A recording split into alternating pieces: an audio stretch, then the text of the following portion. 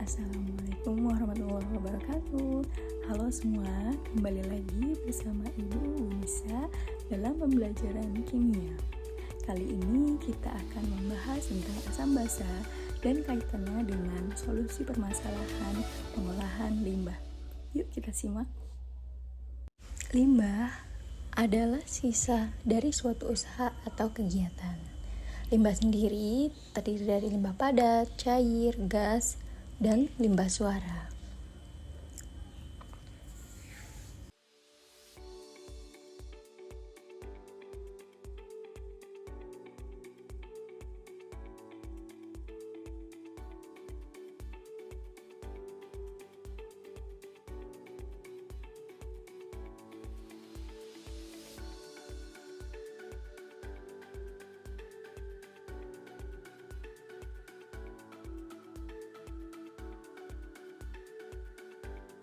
Berikut merupakan peristiwa kontekstual berkaitan dengan pencemaran limbah. 3 sungai tercemar limbah pabrik. 3 sungai ini berada di kawasan pendidikan di daerah Jatinangor. Sungai Cikijing, Sungai Cimande, dan Sungai Citarik dicemari oleh limbah industri. Warna airnya hitam pekat seperti kopi dan bau tak sedap tercium dari permukaan sungai. Akibat airnya tercemar limbah pabrik, ikan-ikan, udang, dan hewan lainnya yang sebelumnya mendiami sungai, kini menjadi sulit untuk ditemukan. Setelah kalian mengenali konsep pH dan cara mengukur pH suatu larutan, berikut terdapat metode-metode kimia untuk mengatasi masalah kontaminasi seperti penggunaan basa untuk menetralisir asam, proses pengendapan, koagulasi, flokulasi. Mari kita simak bagaimana metode-metode ini dapat diterapkan pada kasus kontaminasi di wilayah tadi. Pengolahan limbah adalah upaya terakhir dalam sistem pengelolaan limbah setelah sebelumnya dilakukan optimasi proses produksi dan pengurangan serta pemanfaatan limbah. Pengolahan limbah sendiri terdiri dari pengolahan pendahuluan, pre-treatment, pengolahan utama, primary treatment, dan pengolahan akhir, post-treatment. Pengolahan limbah cair terdiri dari 3 cara, yaitu secara fisik, biologi, dan kimiawi. Pengolahan limbah secara netralisasi. Netralisasi berawal dari teori tentang asam basa yang dikemukakan oleh Arrhenius, Bronsted, Lowry, dan Lewis. Menurut Arrhenius, asam adalah suatu zat yang bila dilarutkan ke dalam air akan menghasilkan ion hidrogen, H+. Asam umumnya merupakan senyawa kovalen. Contoh asam Arrhenius adalah asam klorida, HCl, asam sulfat, H2SO4, asam nitrat, HNO3, dan semua senyawa yang menghasilkan ion hidrogen dalam air. Pengolahan limbah secara netralisasi.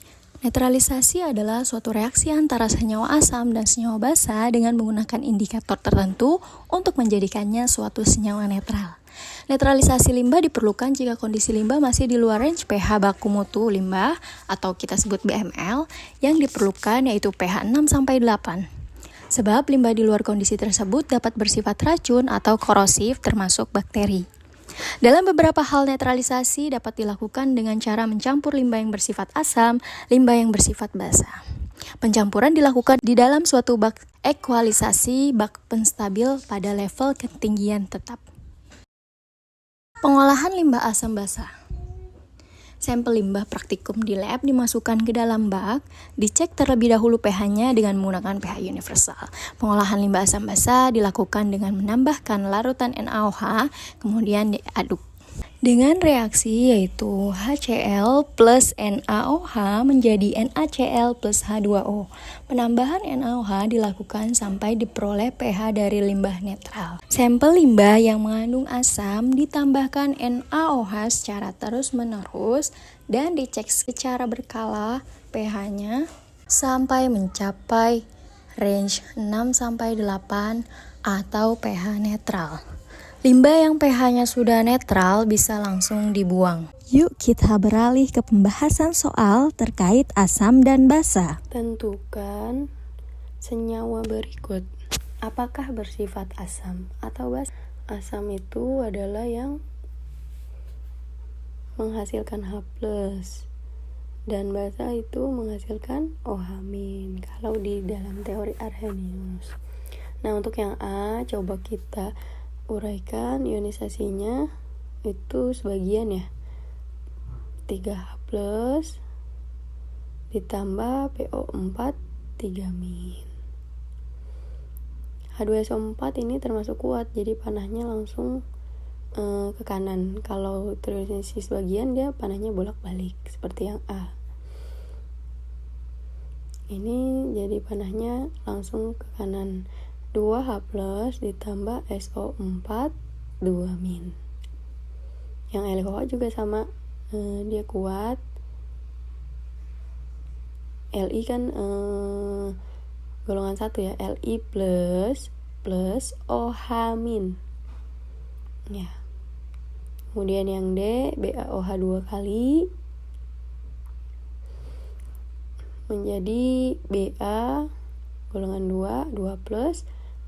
Nah, 2-nya bisa juga dapat dari belakang itu, ditambah karena ada 2 di belakang OH minnya, 2 kali OH min.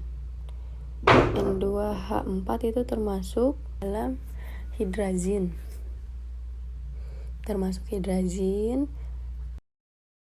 N2H4 jika dilarutkan dalam air ditambah H2O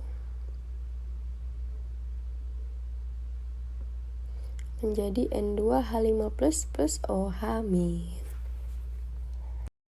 Satu lagi terakhir yaitu HCOOH, HCOO min plus H+. Nah, untuk penentuannya asam atau basa, kita lihat dia menghasilkan H+ atau OH min. Yang pertama H+ asam, yang kedua H+ juga asam, yang C itu menghasilkan OH min berarti basa, yang D OH min juga berarti dia basa, dan yang E basa lemah ya, termasuk basa, menghasilkan basa, dan terakhir menghasilkan H+ berarti asam. Yang terakhir ini biasanya kita sebut dalam namanya ya, asam formiat atau asam semut. Oke deh. Suatu senyawa X sebanyak 50 gram dilarutkan ke dalam air dan 20 gram senyawa tersebut mengalami ionisasi. Derajat ionisasi senyawa X adalah, pertama kita harus tahu dulu derajat ionisasi. Derajat ionisasi adalah suatu perbandingan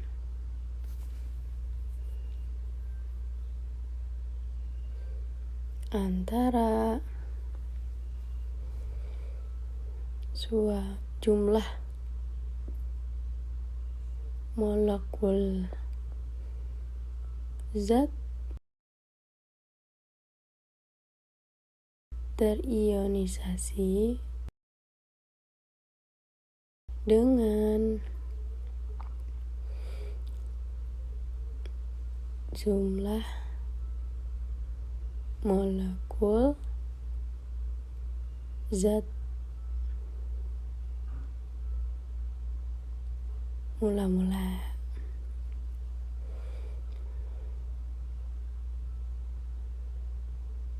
Atau derajat ionisasi bisa dituliskan dalam alfa lambangnya. Jadi alfa sama dengan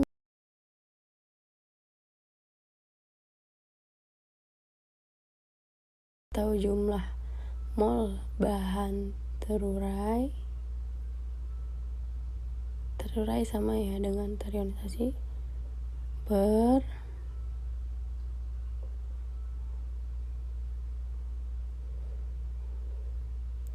jumlah mol zat terurai per jumlah mol zat mula-mula.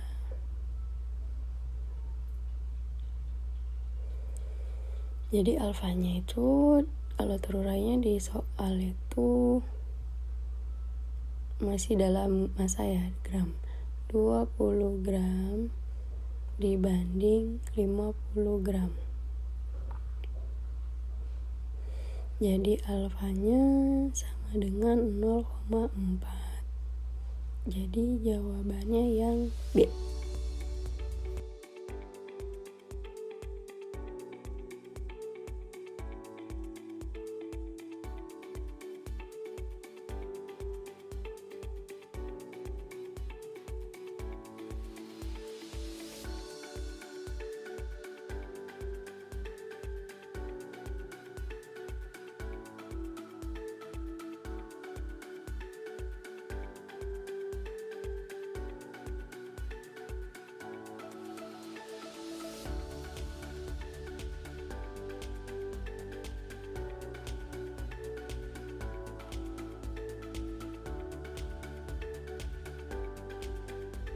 Nah, tadi kan sudah kita simakkan bagaimana pengolahan limbah dan hubungannya dengan asam basa, yaitu netralisasi. Sekarang kalian harus menjaga lingkungan dan tidak membuang sampah sembarangan ya, agar bumi kita tetap terjaga. Terima kasih sudah menonton video Ibu. Sampai jumpa kembali. Dah.